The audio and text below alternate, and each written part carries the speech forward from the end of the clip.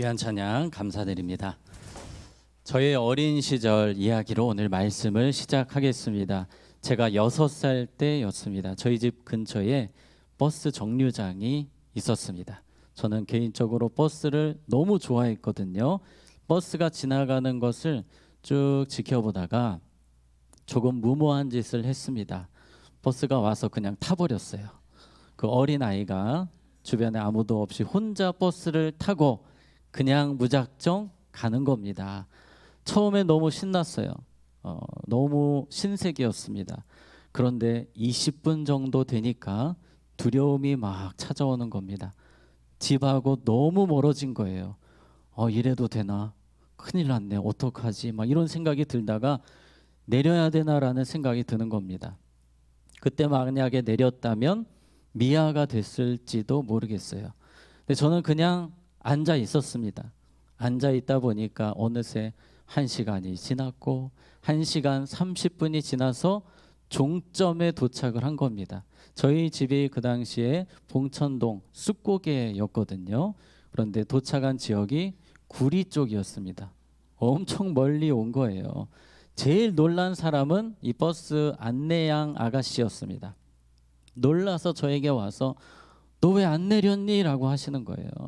저는 그냥 어리버리하게 가만히 있었습니다. 그랬더니 기사 아저씨도 오셔서 같이 놀라셔가지고 저에게 이제 질문을 하시는데 너 어디서 탔니? 라고 하시는 거예요. 제가 딴 거는 기억 하나도 못하지만 쑥고개 하나는 기억하고 있었어요. 그래서 제가 안내양 아가씨에게 쑥고개에서 탔어요 했더니 씩 웃으시는 거예요. 답을 찾으셨다는 겁니다. 다시 돌아가면 되니까요. 그래서 1시간 반을 다시 타고 가서 저희 집에 돌아갔던 그런 기억이 있습니다. 저희 어머니가 이 사실을 알고, 원래 저희 어머니 상당히 무서우신 분인데 저를 칭찬해 주시는 겁니다. 야, 정말 너 똑똑하다. 너 천재다. 네, 그런 칭찬을 받았던 그런 기억이 있습니다. 제가 기억 하나 정말 잘하지 않았습니까? 그 기억 못했다면 어떤 일이 벌어질지 몰랐습니다. 그래서 석관 중학교에 못 올 수도 있었습니다. 네, 기억력이 여러분 중요합니다. 우리가 살아가면서 꼭 기억해야 되는 것들이 있는데 신앙생활에서도 꼭 기억해야 되는 중요한 것들이 있습니다.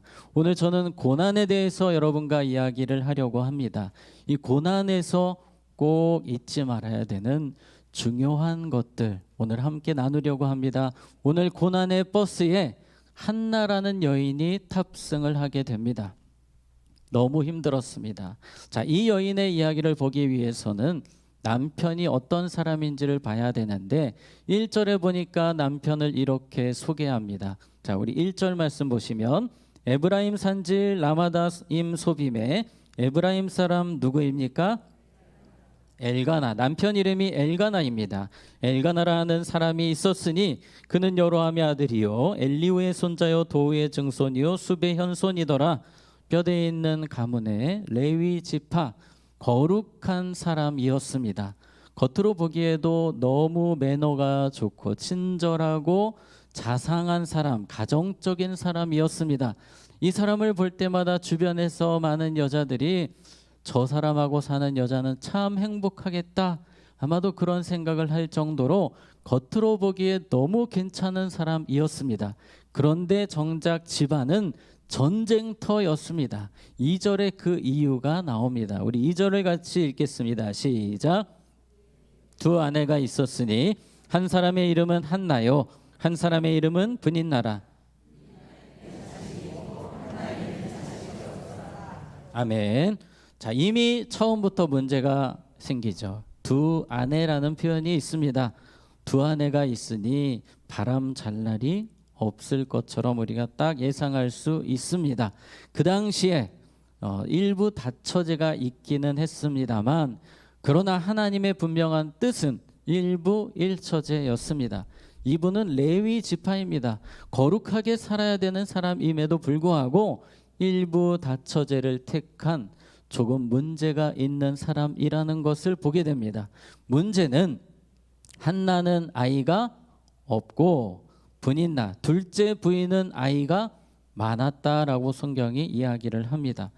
그 당시에, 지금은 그렇지 않지만 그 당시에는 아이가 없을 때에는 하나님의 저주라는 인식이 있었습니다.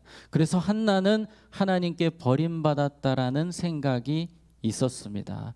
너무 힘들었던 것은 분인나였습니다. 이 분인나가 한나를 괴롭힙니다. 한나를 무시하고 조롱합니다. 한나는 늘 스트레스 때문에 견딜 수가 없는 겁니다. 8절에 보면, 7절에 보면 이런 말씀이 있습니다. 매년 한나가 여호와의 집에 올라갈 때마다 남편이 그같이 하매 분인나가 그를 뭐함으로?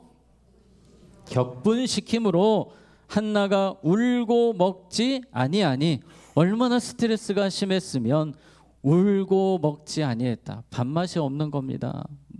도저히 먹지도 못하겠어요. 너무 화가 나서 견딜 수가 없습니다. 여러분, 도대체 이런 고난이 왜 한나에게 온 것입니까?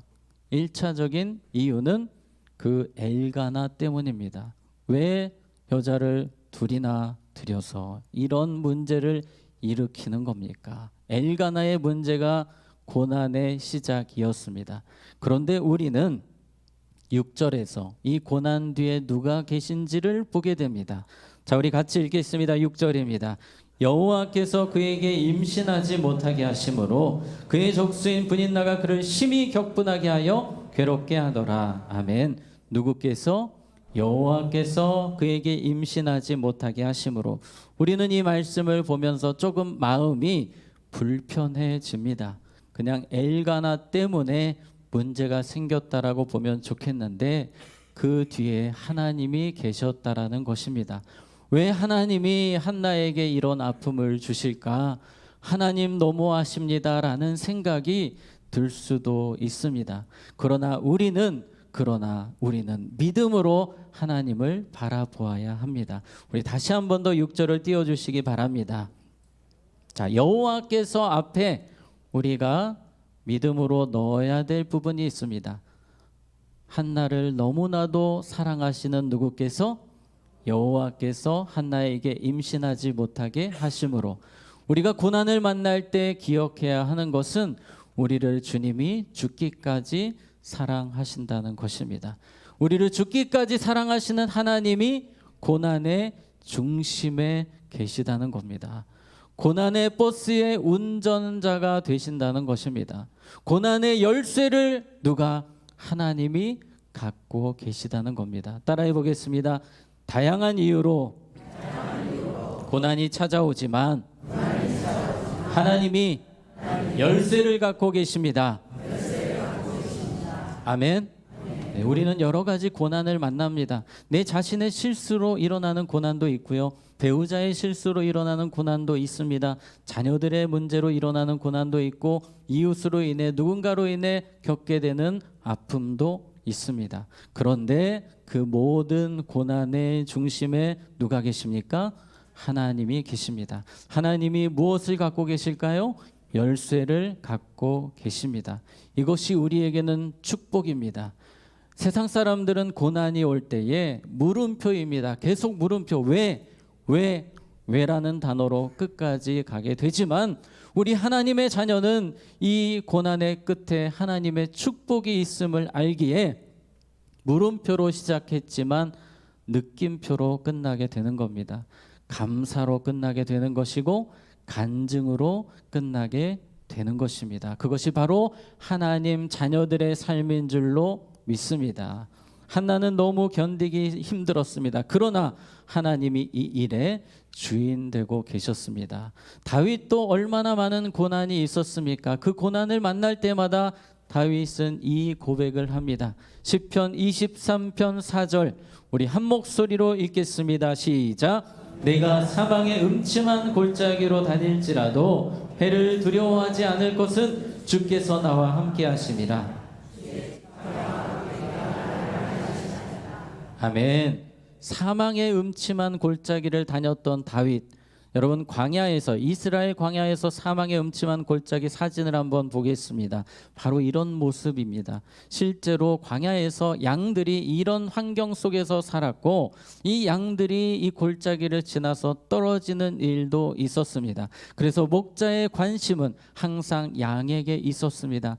양들이 혹시라도 떨어지지 않기 위해서 쫓아갑니다. 그리고 막대기, 지팡이를 이용합니다. 자, 그림을 보시면 지팡이 끝이 이렇게 휘어 있습니다.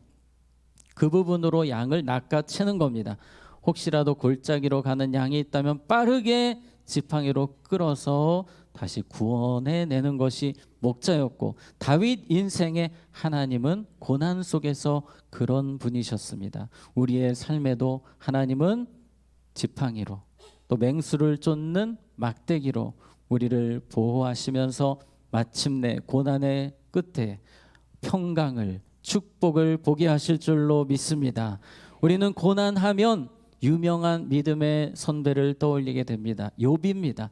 욥만큼 힘들었던 사람이 또 누가 있겠습니까? 고난이 너무 심했습니다. 처음에는 어떻게든지 감사하려고 했고 찬양하려고 했지만 되지 않습니다. 그 고난은 사탄이 준 고난이었습니다. 그런데 그 중심에 하나님이 계셨고, 그 끝을 하나님께서 축복으로 이끌어가고 계셨습니다. 우리 욥기 23장 10절 말씀 같이 읽겠습니다. 시작. 그러나 내가 가는 길을 그가 아시나니 그가 나를 단련하신 후에는 내가 순금같이 되어 나오리라. 아멘. 여러분, 이번 주 말씀입니다. 계속 띄워주시고요. 그러나, 우리는 고난의 현장에서 그러나를 외쳐야 됩니다. 그러나 내가 가는 길, 나는 모르지만, 나는 답답하고 힘이 들지만 내가 가는 길 누가 아십니까?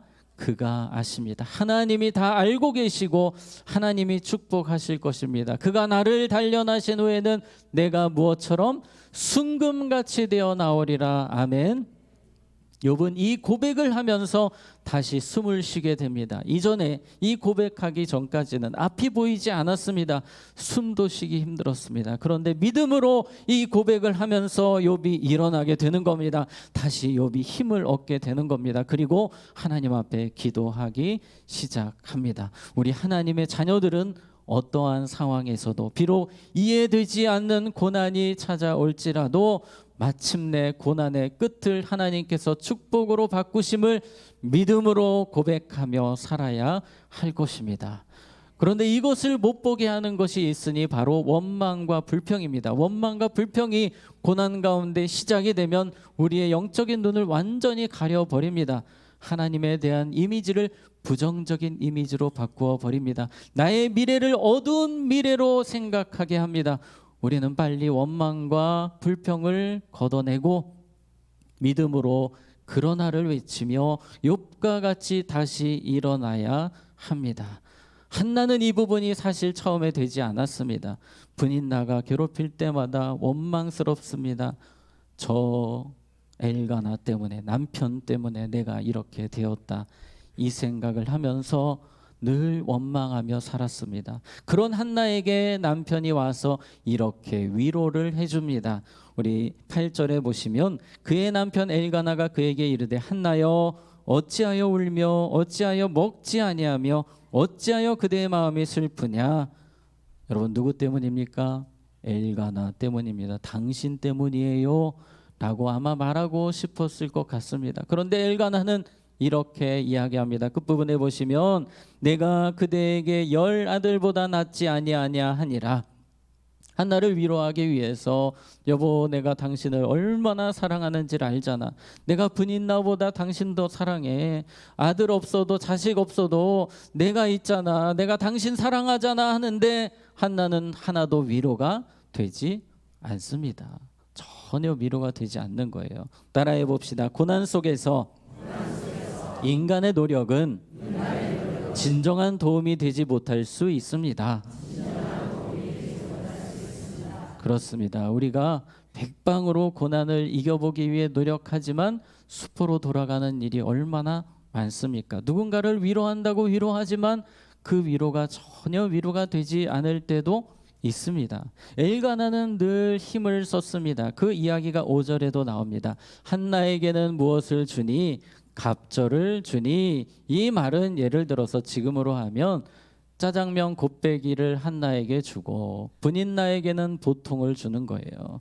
여보, 내가 당신을 이렇게 사랑해 하는데 위로가 하나도 되지 않습니다. 오히려 분인나가 옆에서 더 질투하게 됩니다. 한나한테는 곱빼기를 줘, 나는 보통 주고 가만두지 않겠어. 더 괴롭히는 겁니다. 더 짜증나게 하는 겁니다. 오히려 더 악순환이 일어나는 거예요. 인간의 노력이 얼마나 부질없는지를 보여줍니다. 하나님이 은혜 주셔야 됩니다. 하나님이 도와주셔야 합니다. 제가 예전에 너무 마음이 힘들었을 때에 차를 타고 가면서 어떤 교회의 현수막을 딱 보고 위로를 받은 적이 있습니다. 여러분도 아마 많이 들어보셨던 문구입니다. 한번 따라해 보겠습니다. 기도할 수 있는데 왜 걱정하십니까? 아멘. 우리는 뭐 할 수 있습니까? 기도할 수 있습니다. 억울하고 화나고 답답하고 힘들지만 우리는 기도할 수 있습니다. 우리를 죽기까지 사랑하시는 주님이 우리의 기도에 귀를 기울여 주시기 때문입니다. 한나는 주님 앞에 나아가 기도합니다. 10절입니다. 한나가 마음이 괴로워서 여호와께 기도하고 통곡하며. 한나는 기도하기로 결단했습니다. 하나님 앞에서 막 우는 거예요. 통곡하며 자신의 서러운 마음을 주님 앞에 다 털어놓습니다. 거기서 해답이 보이는 것입니다. 따라해 보겠습니다. 고난을 돌파하는 능력은 기도에서 시작됩니다. 아멘. 한나에게 지금의 고난은 너무 높은 산과 같았습니다. 도저히 뛰어넘을 수 없는 산이었습니다. 그런데 한나가 기도할 때 그 높은 산이 마치 터널을 뚫는 것처럼 기도로 그 산을 돌파하고 있는 겁니다. 여러분, 한나가 어떤 기도를 했을까요? 처음에는 그런 기도를 했습니다. 자, 16절에 보시면 당신의 여종을 악한 여자로 여기지 마옵소서. 내가 지금까지 말한 것은 나의 무엇과 원통함과 격분됨이 많기 때문이니이다. 한나의 기도는 원통함의 기도였습니다. 하나님, 억울합니다. 속상합니다. 힘듭니다. 도대체 분인나는 왜 저럽니까? 그런 기도를 하는 겁니다. 그런데 기도를 하면 할수록 하나님이 그 기도를 끌고 가시는 겁니다. 그리고 그 기도를 이렇게 바꾸십니다. 우리 11절 같이 읽겠습니다. 시작. 서원하여 이르되 만군의 여호와여, 만일 주의 여종의 고통을 돌보시고 나를 기억하사 주의 여종을 잊지 아니하시고 주의 여종에게 아들을 주시면 내가 그의 평생의 그를 여호와께 드리고 삭도를 그의 머리에 대지 아니하겠나이다. 아멘. 주님 앞에 서원 기도를 합니다. 하나님, 아들을 주시면 그 아들을 하나님 나라 위에 바치겠습니다. 주님 나라 위에 제가 사용되도록 준비시키겠습니다. 나실인으로 준비시키겠습니다. 그런 기도를 하고 있습니다. 하나님은 그 기도를 들으셨습니다. 그리고 이 가정에 아들을 주셨는데 그 아들의 이름이 무엇입니까? 사무엘입니다. 전무후무한 선지자, 이스라엘 역사의 최고의 선지자를 한나의 기도를 통해서 하나님께서 세우셨습니다. 때로 우리의 고난의 현장에서 고난으로, 아픔으로, 한탄으로 시작된 기도가 하나님이 원하시는 기도로, 축복의 기도로 바뀌는 것을 우리는 경험하게 될 것입니다. 제가 예전에 국민일보에서 보았던 간증이 있어서 소개를 합니다. 세계록교회 김종희 집사님이라는 분의 사연입니다. 젊은 여자 집사님이셨는데 남편이 게임 중독입니다. 어느 정도냐면 3박 4일 동안 아무것도 안 하고 게임만 하는 남편. 얼마나 속이 터지겠습니까? 일도 안 하고 게임만 하는 겁니다. 미치고 환장하겠습니다. 이 집사님이 하나님께 매달려 기도합니다. 눈물로 기도합니다. 하나님, 너무 힘이 듭니다. 고통스럽습니다. 왜 남편은 맨날 저러고 있습니까? 그때 하나님 주신 마음이 있었어요. 섬겨라, 섬겨라, 이런 마음을 하나님이 주시는 거예요. 너무나도 꼴보기 싫은 남편, 보기만 해도 화가 나는데 어떻게 섬깁니까? 그런데 점점 기도가 그렇게 바뀌어 갑니다. 그리고 드디어 남편을 섬기기로 결단하고 과일을 가지고 게임에 몰두해 있는 남편 옆에서 과일을 먹여줍니다. 여보, 게임 잘해. 오늘은 게임 꼭 이겨야 돼. 남편이 깜짝 놀랍니다. 무서운 거예요. 이 아내가 지금 미쳤나? 왜 이러지? 그렇게 짜증이 많았던 사람이 왜 저러지? 항상 온화한 미소로 다가옵니다. 치킨을 가지고 와서 입에 먹여주면서 또 말합니다. 게임 잘해. 여보 힘내. 막 안마를 해주는 거예요. 이 남편이 충격을 받은 겁니다. 눈물을 흘리는 거예요. 왜 그러냐고 물어봅니다. 하나님이 섬기라고 하셔서 내가 한다라고 합니다. 이 남편이 오래전에 교회를 다니셨던 분이에요. 그래서 교회를 가겠다고 하는 겁니다. 이 아내분이 얼마나 용기가 있으신지 그래서 바로 새벽 기도에 모시고 왔다는 거예요. 새벽 기도에 남편을 데리고 왔는데 바로 그날 남편이 기도를 하는데 눈물 콧물 다 쏟으면서 회개 기도를 하시고 새롭게 변화되셨다고 합니다. 그래서 일도 나가시고 게임도 끊으시고 교회도 열심히 다니셨어요. 할렐루야. 그런데 여기서 끝이 아니라 이 남편분이 아내분과 열심히 전도를 하셔서 교회 전도왕이 되셨는데 3년 동안 무려 750명을 전도하셨대요. 놀라운 하나님의 역사 아닙니까? 그냥 게임만 하시던 분이 기도할 때 하나님께서 역사하시고 은혜를 베풀어 주셨습니다. 지금도 하나님 기도하는 자들에게 그러한 은혜를 베풀어 주십니다.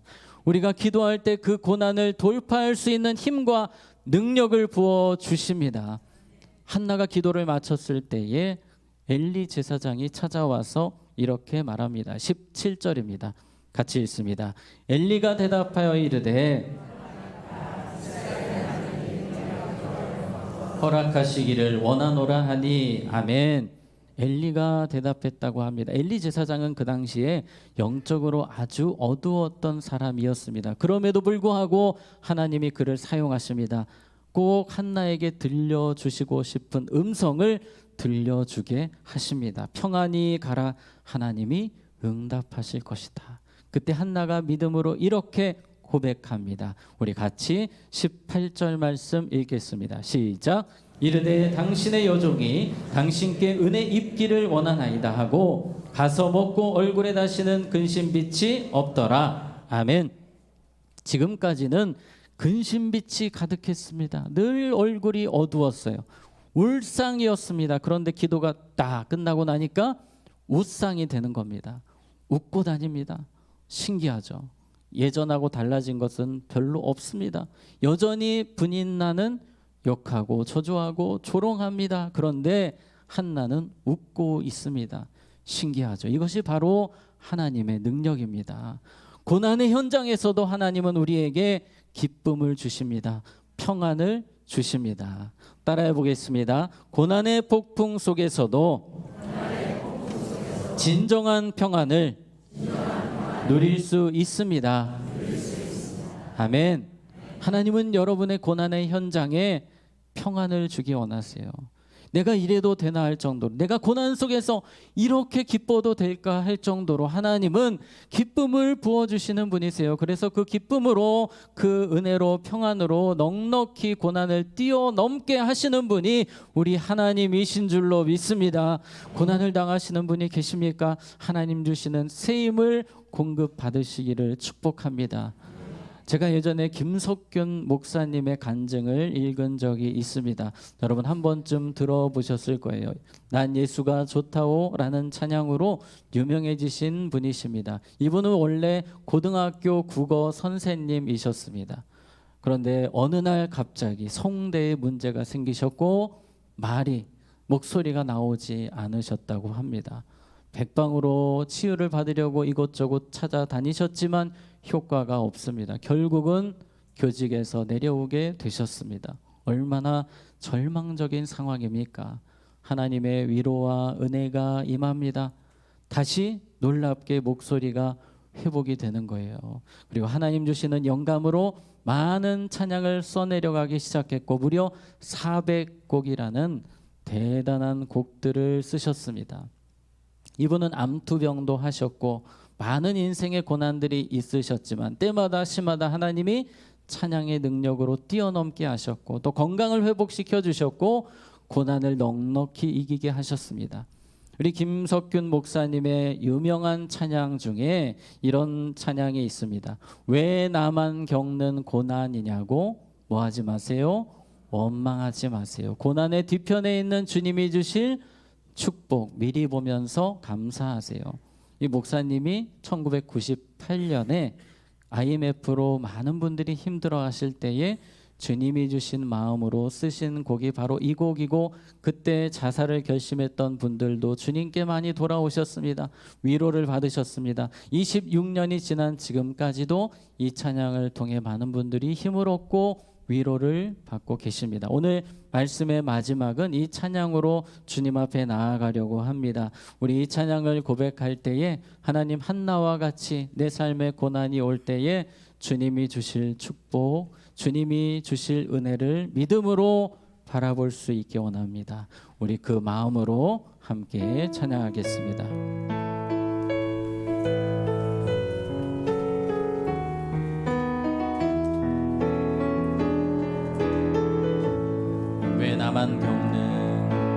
왜 나만 겪는 고난이냐고 불평하지 마세요. 고난의 뒤편에 있는 주님이 주신 축복 미리 보면서 감사. 우리 처음부터 다시 합니다. 왜 나만 겪는 고난이냐고 불평하지 마세요. 고난의 뒤편에 있는 주님이 주신 축복 미리 보면서 감사하세요. 너무 견디기 힘든 지금 이 순간에도 주님이 일하고 계시잖아요. 남들은 지쳐 앉아 있을지라도 당신만은 일어서세요. 힘을 내세요. 힘을 내세요. 힘을 내세요. 주님이 손잡고 계시잖아요. 주님이 나와 함께함을 믿는다면 어떤 역경도 이길 수 있죠. 힘을 내세요. 힘을 내세요. 힘을 내세요. 힘을 내세요. 주님이 손잡고 계시잖아요.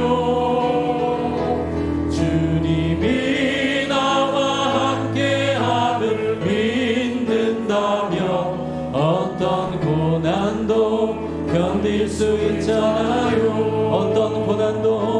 어떤 고난도 견딜 수 있잖아요.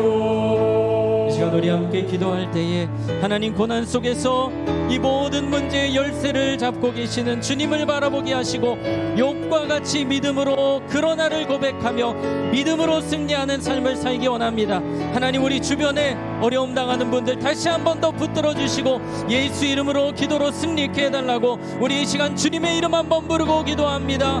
주여 하나님 아버지 우리의 고난의 현장에서 함께 하시고 우리를 지팡이로 다시 붙들어 주시고 일으키시는 하나님 욥과 같이 우리를 다시 한 번 더 일으켜 세워서 하나님 나라 위에 존귀하게 사용하시는 하나님을 우리가 믿음으로 보게 하여 주시옵소서. 마침내 순금으로 변화시키는 하나님의 축복을 보게 하여 주시옵소서. 하나님 우리의 눈을 열어주시옵소서.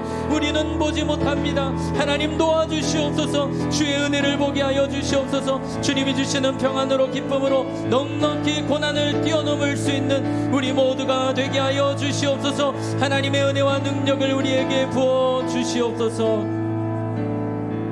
하나님 아버지, 우리의 삶에 크고 작은 고난이 있을 때에 그럼에도 불구하고 기도하며 믿음으로 승리하는 우리가 되게 하여 주시옵소서. 욥과 같이 그러나 내가 가는 길을 주님이 아십니다. 나를 순금으로 변화시키실 것입니다. 믿음으로 선포할 수 있는 우리 모두가 되게 하여 주시옵소서. 우리 교회에 어려움을 당하는 성도님들 많이 계십니다. 다시 한 번 더 한나에게 주셨던 그 평안함을, 그 은혜를 공급하여 주시옵소서. 예수님의 이름으로 기도하옵나이다. 아멘.